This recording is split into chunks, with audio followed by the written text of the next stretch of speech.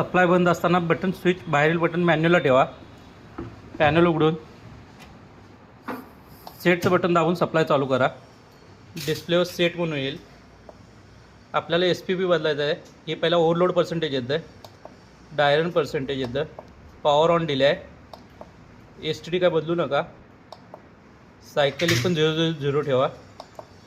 Restart delay 60 मिनटाचा आहे. पाणी संपल्यानंतर रिस्टार्ट करण्यासाठी 60 मिनटाचा टायमर लावला आहे. त्यानंतर आहे SPPचं पर्सेंटेज. ते 11 असतं. ते 11 असतं कंपनीचं सेटिंग. ते आपण 16-17पर्यंत ठेवा. तिथे SPचा प्रॉब्लेम असेल तर 18 पण ठेवला तर चालेल. परत सेटचं बटन दाबून सोडा.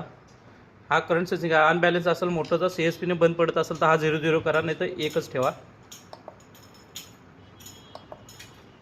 परत सेटचं बटन दाबून सोडा. व्होल्टेज येईल तेव्हा सेटिंग कंप्लीट होईल.